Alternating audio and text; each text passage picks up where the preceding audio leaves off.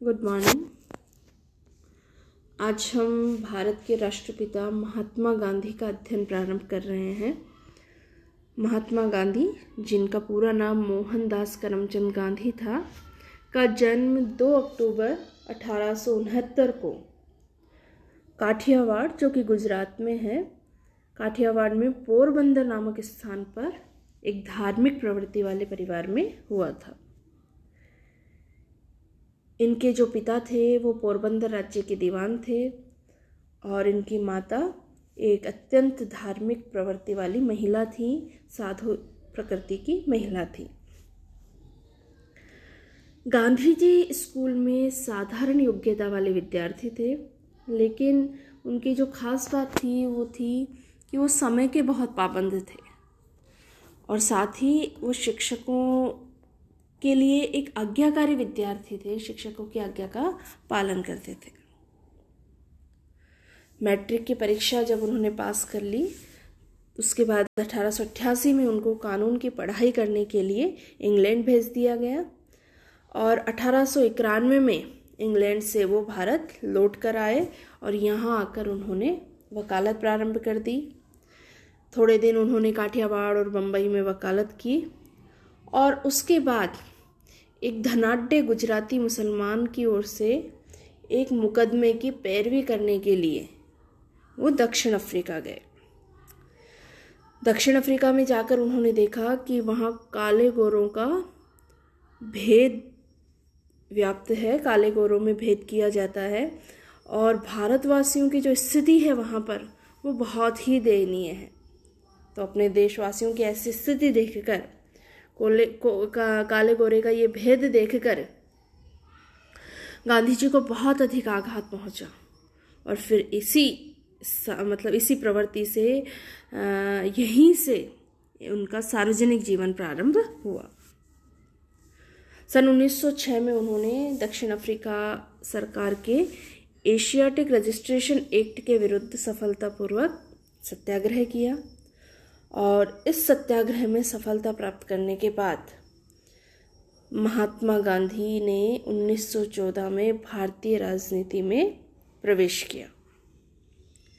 जब गांधी जी ने भारतीय राजनीति में प्रवेश किया, उस समय अंग्रेजों की न्यायप्रियता में गांधी जी का पूर्ण विश्वास था और इसलिए तो भारतीयों को उन्होंने बिना किसी शर्त के ब्रिटिश सरकार की सहायता करने की बात कही, लोगों को ब्रिटिश शासन की सहायता के लिए प्रेरित किया बिना किसी शर्त के। उनका जो राजनीतिक जीवन था उसका शुभारंभ चंपारण सत्याग्रह से हुआ और इस क्षेत्र में, चंपारण में, नील की खेती करने वाले कृषकों पर गोरे जमींदारों के द्वारा जो अत्याचार किए जाते थे उसकी जांच करने के लिए सरकार को एक कमीशन नियुक्त करने के लिए बाध्य कर दिया अपने इस सत्याग्रह के द्वारा, जिसे चंपारण सत्याग्रह के नाम से जाना जाता है। इसके 1 वर्ष बाद ही खेड़ा में भी कर न दो आंदोलन प्रारंभ किया और इसी तरह अहमदाबाद के मजदूर आंदोलन में भी उन्हें सफलता प्राप्त हुई। यहाँ तक, इस समय तक गांधी जी एक राजभक्त भारतीय थे। ब्रिटिश शासन के प्रति उनकी भक्ति थी, ब्रिटिश शासन की न्यायप्रियता में उनका विश्वास था। लेकिन सन 1918 में ब्रिटिश सरकार द्वारा रॉलेट एक्ट के रूप में एक दमनकारी कानून पास किया गया और अप्रैल 1919 में जलियांवाला बाग हत्याकांड जो हुआ, उन कारणों से, जलियांवाला बाग हत्याकांड के कारण महात्मा गांधी को ब्रिटिश सरकार की न्यायप्रियता में विश्वास नहीं रहा और इसी समय खिलाफत आंदोलन, खिलाफत के प्रश्न पर भारत का जो मुसलमान वर्ग था, वह भी ब्रिटिश सरकार के विरुद्ध था।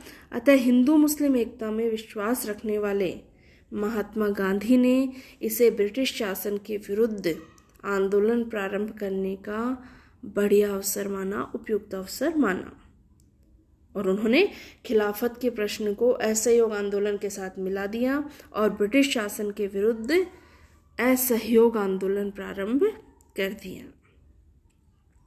गांधी जी का जो ये असहयोग आंदोलन था जो 1920 में उन्होंने प्रारंभ किया था, असहयोग आंदोलन ने भारतीय जनता को जागृत करने की दिशा में अभूतपूर्व कार्य किया। लेकिन आंदोलन का जो प्रचार प्रसार हुआ वो बहुत तेजी से हुआ, साथ ही साथ हिंसक रूप भी यह आंदोलन धारण करने लगा।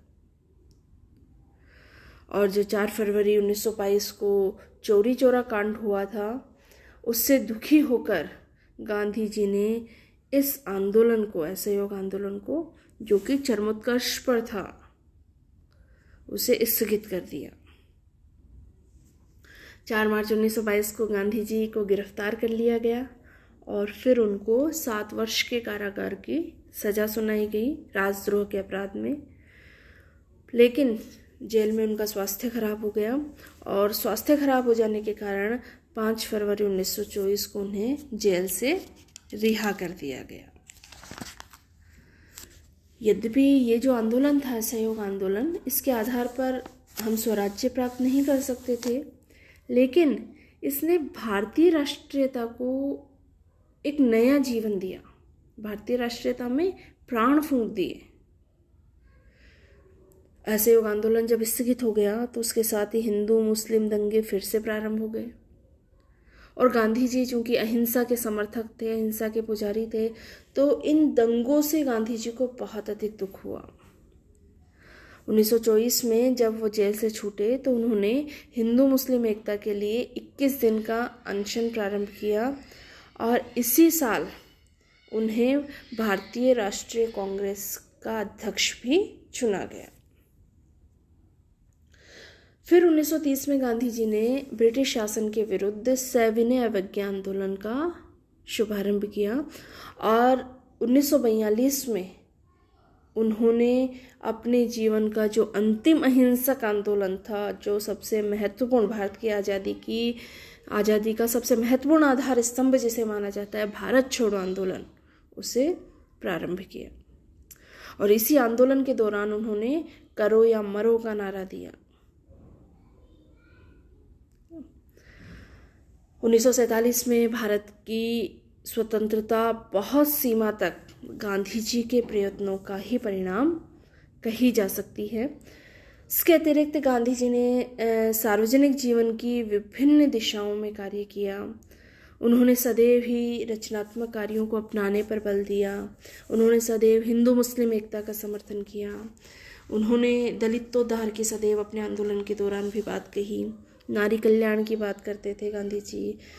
मद्यपान निषेध की बात उनके द्वारा कही जाती थी। हर आंदोलन में उन्होंने इसे अपने रचनात्मक कार्यक्रम का अंग बनाया। हथकरघा उद्योग को उन्होंने प्रोत्साहन दिया, इत्यादि कई महत्वपूर्ण कार्य उनके द्वारा अपने जीवन काल में किए गए। स्वतंत्रता के बाद गांधी जी के प्रयत्नों के बावजूद सांप्रदायिक तनाव बहुत अधिक बढ़ गया और इस सांप्रदायिक तनाव ने, इस सांप्रदायिकता की अग्नि ने गांधी जी की आहुति ले ली। 30 जनवरी 1948 को नाथूराम गोडसे नामक युवक ने 3 गोलियां दागकर गांधी जी के लौकिक शरीर का अंत कर दिया। तो इस तरह 30 जनवरी 1948 को गांधी जी की मृत्यु हुई। गांधी जी ने अपने जो भी सिद्धांत दिए, जो भी विचार दिए, अपने सिद्धांतों का प्रतिपादन प्रमुख रूप से उन्होंने 2 पुस्तकों, प्रमुख रूप से हिंद स्वराज और अपनी आत्मकथा में किया, जिसका नाम सत्य के साथ मेरे प्रयोग रखा। उन्होंने गांधी जी की जो आत्मकथा थी उसका नाम उन्होंने रखा सत्य के साथ मेरे प्रयोग। इसके अतिरिक्त गांधी जी की जो अन्य रचनाएं थी उनमें है शांति और युद्ध में अहिंसा, नैतिक धर्म, सत्याग्रह, सत्य ही ईश्वर है, सर्वोदय, सांप्रदायिक एकता और अस्पृश्यता निवारण आदि। इसके अतिरिक्त गांधी जी ने दक्षिण अफ्रीका में इंडियन ओपिनियन नाम का एक साप्ताहिक पत्र और भारत में यंग इंडिया, हरिजन, नवजीवन, हरिजन सेवक, हरिजन बंधु आदि पत्रों का संपादन करते हुए अपने विचारों का प्रतिपादन इन पत्रों के माध्यम से किया।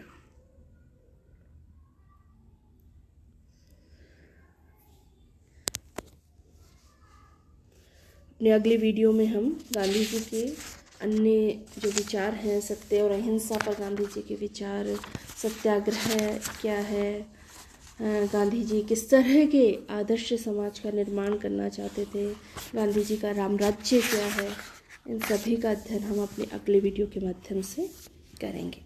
धन्यवाद।